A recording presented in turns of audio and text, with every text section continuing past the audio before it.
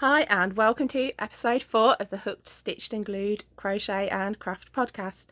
I'm Karen and I'm coming to you from Lincolnshire in the east of the UK, where I live with my husband and 2 children.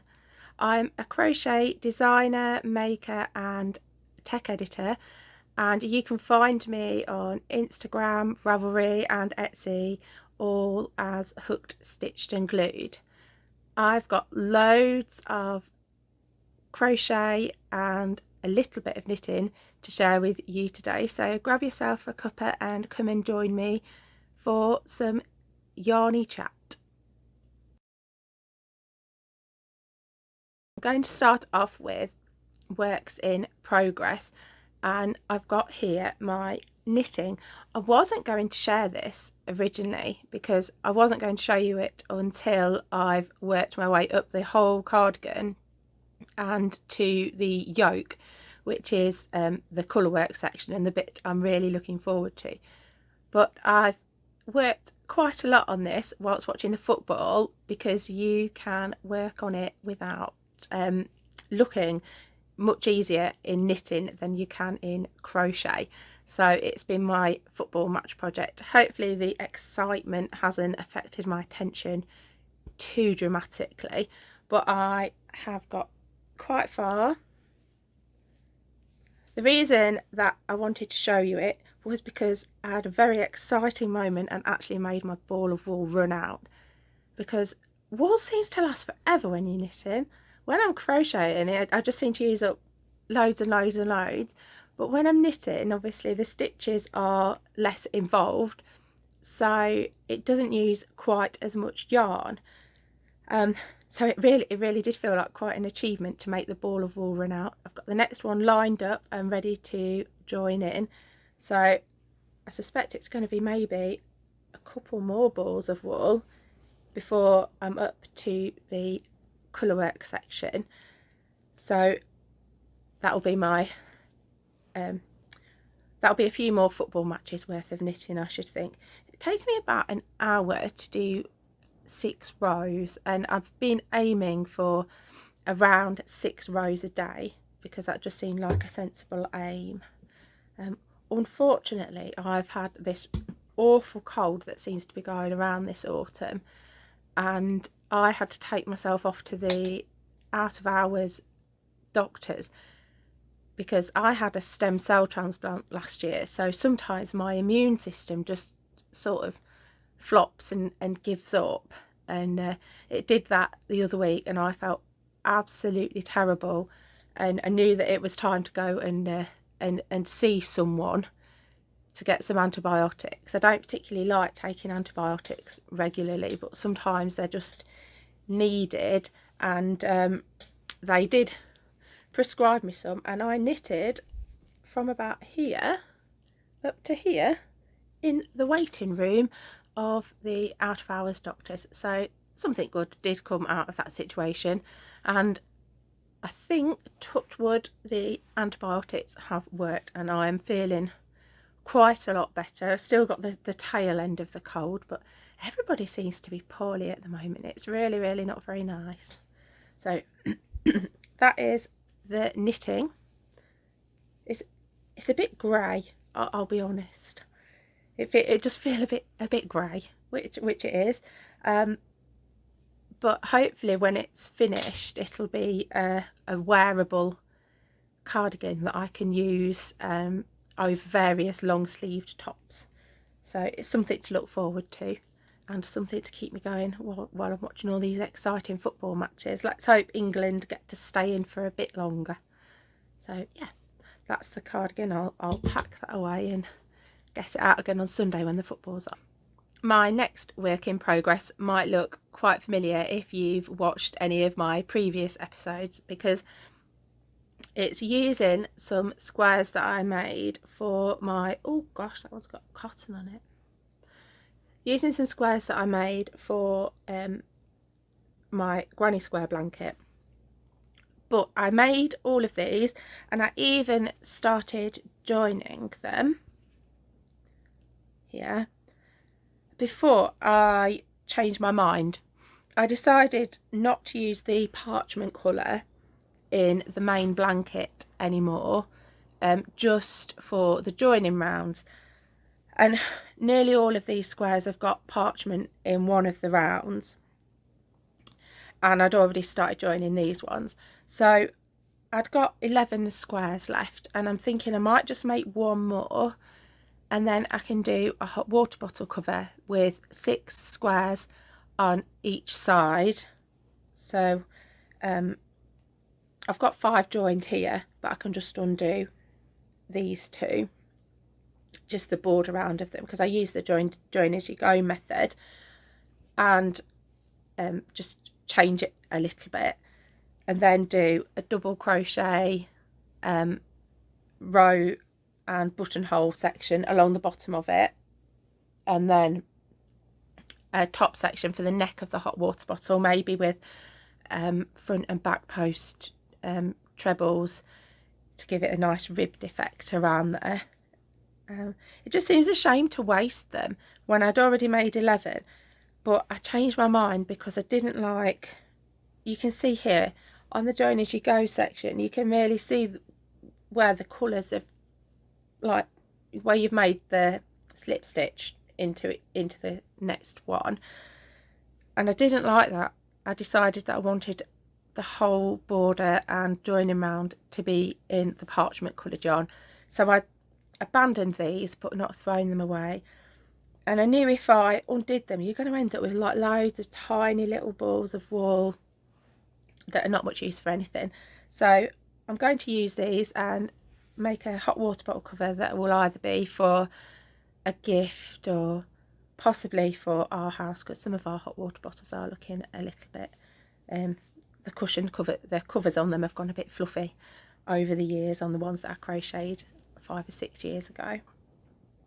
So yeah, that's just a little work in progress. That should be quite an easy win to finish, and something that's useful too. So I'll make sure I show that if it gets finished.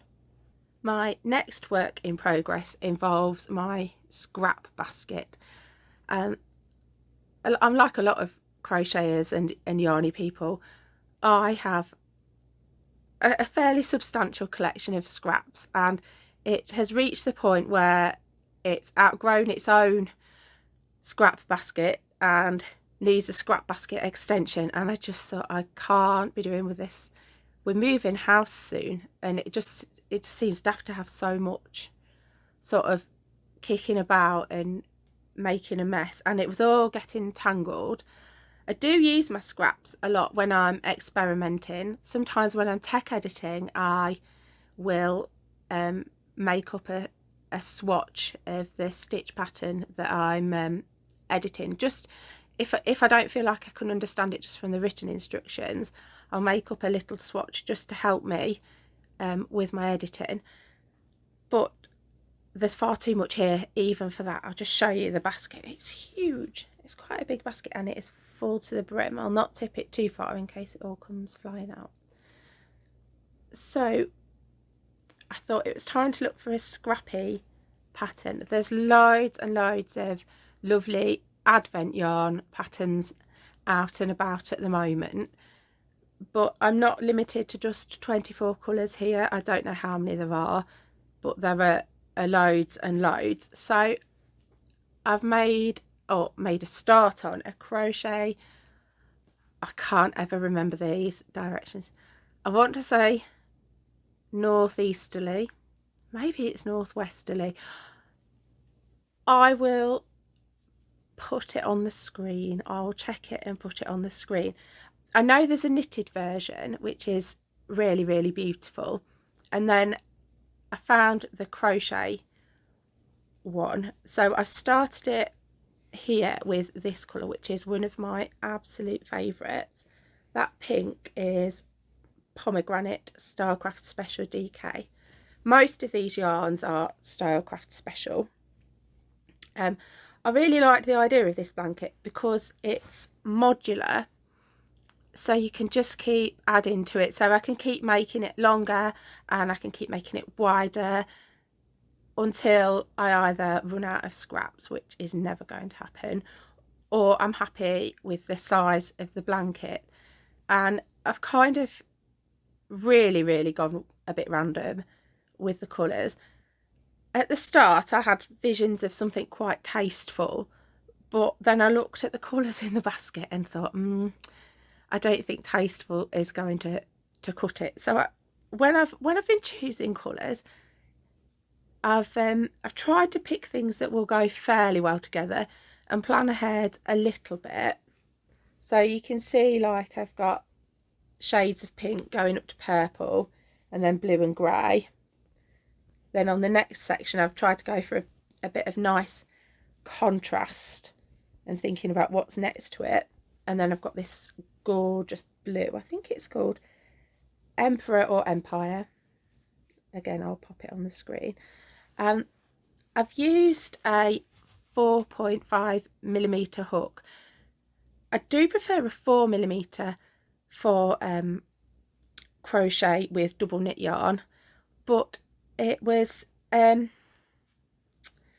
just thought it was going to really take ages, and a 4.5mm just gives you slightly bigger stitches, and with it being worked entirely in double crochet, it's not going to be a quick make. It's not going to be something that gets finished, but it is a really good kind of sit down, oh, I've got a few minutes of crochet, what can I do? I know I can just add a colour anywhere into my scrappy blanket. So it is quite pretty actually so far. I do like the effect, and I like the chevrons. It's not boring, you know, but it's simple enough that you can pick it up without needing the pattern in front of you. It is a paid pattern on Ravelry, and although it does look quite simple, the paid pattern does contain some really nice useful information, so I'd definitely recommend reaching out and buying that. I'll pop a link to that below. But yeah, I'm really looking forward to keeping adding colours. Some of my scraps are quite big amounts of yarn, like this minty colour. So when I'm working the stripes, I don't necessarily work until the yarn runs out. I sort of work and go, oh, that's enough. I sort of know. I know when my stripe is long enough. And then sometimes when you've got tiny scraps like the navy, it's perfect for using up the really tiny balls of wool. So yeah, I can see this being a fun ongoing project. I actually think it'd make quite a nice cushion cover too, but I've definitely got enough yarn scraps to make it into a blanket. So yeah, I'll keep you updated on that one, probably in a couple of episodes time. We'll move now to finished objects, and I'll show you this one first. It's just a little thing, but really pretty. Look at the beads. It is the Joyce Square by Alice at the Burrow, and it was a pattern test for her. When I saw her put out the pattern test call, I saw it and just thought, I haven't got any time at all, but I really want to have a go at making one of those. So I put my name down, and I felt so lucky to be chosen as one of the testers, because Alice is a very popular designer on Instagram, and I know she gets a lot of responses when she puts out tester calls. So I didn't know if I'd get picked, so I felt quite honoured to test this, because it's such a pretty pattern. I had to order myself some lace hooks and some beads, because I didn't have beads the right size. I don't know if it's focusing. Oh, that's a bit better. I needed some lace hooks to be able to add the beads in. I've never ever crocheted using beads before, so it was a really nice chance to try something new, and it's definitely a technique that I would go for in the future now I know how to do it. I chose several shades of Rika Rumi cotton because when I saw it, I really felt it was a pattern that needed a cotton yarn to get that lovely stitch definition that you can only get from things like that. You know, your acrylic yarn is lovely for lots and lots of things, but some things just need that little bit extra. So it's got like a nice purple and then a pinky purple, and then I love this green colour.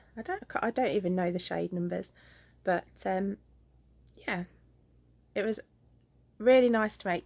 I've just kept hold of the square. I'm not sure if I'll do anything else with it, but I always do like to take part in pattern tests and work with other designers, because it is a chance to try out things that you might not have tried out yourself. And as part of my tech editing role, it's just nice to help other people and have that discussion about techniques and making patterns accessible. And Alice's patterns are really lovely and well written, so I'll pop a link below so that you can go and check out some more of her work. Yeah, I'll show you it one last time just because it's so pretty. My last finished object, I am super proud of actually making it to the end of, because I have finished my autumn blanket. It had 140 squares and I was delighted when I got to the end of them. So it's actually too big to show you properly, but I'll hold it up so you can see a bit of what I've done. I did the borders. You know, when you get to the borders, and you know when you're on a blanket and you're starting to get towards the end of it and you're like, what border shall I use? And you start looking on Pinterest and you start looking on Instagram, and there's so many lovely things that you can do. Well, I went simple. I used see if you can see this. Some people call it moss stitch, some people call it linen stitch. I think I call it linen stitch. And I did a full round first of all in the parchment joining colour, just to give a nice firm base to work the border stitches into. I've used an absolute ton of parchment yarn for all of the joining and then that border, and then I just did the moss stitch, so where you work your double crochet and then chain one and miss one and keep going, and then on the next round you work into your chain spaces. I won't lie, it took me ages, and in my head when I was thinking about the border, I sort of thought, oh, it would look really nice if you had the colour and then parchment and then the colour and then parchment and carried on like that. But I don't think I wanted to go round it 12 more times because it's so big. It's about 140 by 100 centimetres. I didn't count the stitches because I just didn't, there was too many. So in the end I settled for just doing a round of each colour, which I think gave it a wide enough border. I'm extra proud of this one because I don't know if this is an issue that you ever come across when you're making blankets, but sometimes the edges just aren't as straight as you had hoped, and you see all these lovely blankets online and you're like, oh, I wish mine were that straight. And on this one I've actually managed to make it straight and get lovely corners. It shows better in photographs, so I'm going to pop in a photo, but yeah, oh, I think that shows it. You can see that it's quite nice and straight yeah, it's this blanket has been quite well used already. It sits on the back of the sofa, but never for very long because there's always somebody that wants to use it. And it's so lovely and warm, and it kept me comfy when I had a poorly day. I got in from my son's football training the other Saturday, and I just went, that's it, I'm done. I'm not doing anything else. I just need to sit. And so that was actually when I did the borders, because the blanket was big enough to sit under. So I just sat under it and I worked around and around and around, and it felt really nice when I finally joined that last stitch at the end. So yeah, this is a really basic blanket. There is nothing fancy about this blanket, no fancy stitches. It is literally granny squares with a join as you go method and then linen stitch border. But I just think it works so well together. It goes to show sometimes, you know, sometimes basic is okay. Sometimes you can just make a pretty thing just by choosing yourself some lovely colours and going with what you know. And it was quite a good sense of achievement to get to the end of it, because I often won't make a blanket of anything that requires loads and loads of squares, because I just sort of go, oh, I'm not doing that. I get like 10 squares in and go, oh, I'm packing it away, and I don't finish it. So it was a relief to get this finished, and I've got in fact I enjoyed making this squared blanket so much that I've bought a pattern for a Christmassy themed one, which obviously the ship has sailed for getting it ready for this Christmas. I think it'll be for next Christmas, so I shall look forward to that in the new year and order myself some new yarn especially for making it. So yeah, one last look. There we go, one lovely massive sofa blanket all finished. So I'll move now on to patterns in progress. So I mentioned earlier that I'm a crochet designer. I haven't actually released a pattern of my own for a while because I've been busy working on magazine commissions, but this that I'm about to show you is an idea that I'd had in my head for a while, and it's kind of evolved. So I quite fancied doing something else with the stag motif that I used on my free coaster pattern. So I made myself a bigger stag to be a centerpiece for a cushion.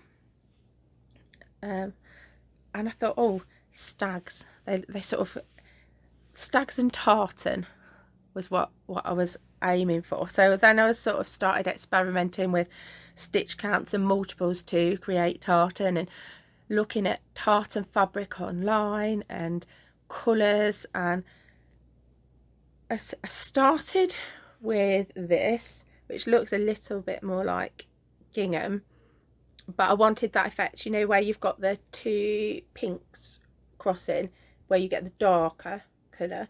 So I've chosen a pink and a dark pink. It could have gone red here, but I chose a dark pink just because I really liked that colour, and then white to balance it out a bit. And then I thought, oh, I want to create that proper tartan effect with the thin lines too. So I have then swatched this. So you've got your lighter colour with the dark where the two cross, and then a contrast colour going across and up.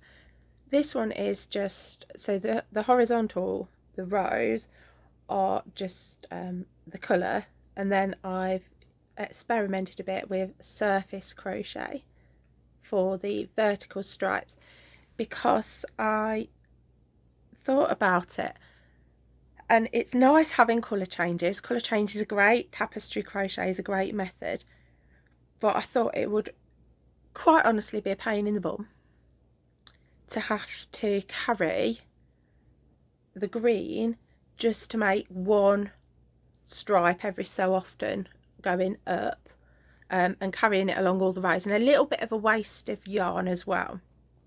And not only that, sometimes when you're doing tapestry crochet, if you've only got one stitch in a colour and then you're going back and forth in rows, it doesn't look like that neat stripe that I was going for. So I'm thinking surface crochet might be the way to go. I've charted this, and the aim is that it will be a cushion. So the front will be the stag here as a centerpiece with some tartan around it, and then the back will just be plain tartan. I haven't fully settled on a colour scheme. I do like the idea of the pink and dark pink with white.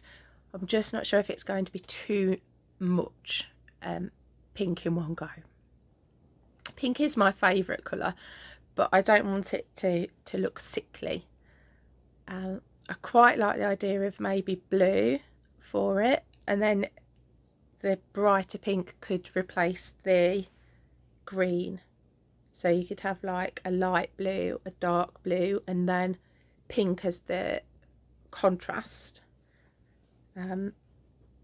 Yeah, so it's a design in progress. Hopefully I will settle on some colours eventually so that can be worked up. It's something that I'm hoping to launch in the new year, because even though you might think you know, the stags and tartan are kind of Christmassy, I think if I choose the right colours it could be a nice general winter cushion as opposed to just Christmas. So we'll see where that leads. It's something that I'm really enjoying. The maths on that was quite challenging to try and work it out with the size of cushion that I wanted and the stag head motif, and working out how I wanted the tartan to work. So it's definitely made me work on my times tables, that's a fact. So yeah, I'll keep you all updated on that one. I mentioned earlier that we are moving house soon, hopefully. And one of the things we've been doing is looking through boxes and sorting things out that we don't need anymore. And I found this book, and I think I was gifted it about 10 years ago, and it had disappeared. And I'd given up. I'd looked everywhere for it, and I didn't really know where it was. And it was in a random box. It wasn't even with other books. So I don't even know how it had got there. But it was quite nice to find it again and have a look through. And it was a bit of a distraction when I was meant to be sorting. And I found this and I went, oh, I want to look at that. I've been looking for that forever. And one of the things in it that I want to try is this snowflake. And you can see it's got beads on it, and I've now I know how to use beads. That's something that I will probably be having a go at. I think it'd make a quite nice decoration, like making 2 or 3, or perhaps to give as gifts, or you know, like as a gift tag on a present, and then something that they can then keep and pop on the Christmas tree. So I also brought quite a lot of beads when I bought the things to make the pattern test for Alice. So I've got plenty to go at. So yeah, I think that's going to be on my Christmas list of things to make. So yeah, you just never know what you're going to find. I did look, and you can buy this on Amazon. I don't think it actually has that same front cover. I think it's just as an ebook, but it's Little Christmas Decorations to Knit and Crochet by Sue Stratford and Val Pierce. So that's one to keep an eye out for. I don't know if you can buy it anywhere else except Amazon. It might well be something that you can buy on Ravelry.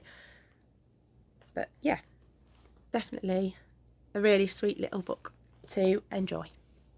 I can't believe it's the 1st of December already, and I didn't film at all in November because I had this cold so badly that I just thought it wouldn't look very good on camera, me sniffing and snorting and coughing my way through a whole podcast, so I just didn't record one.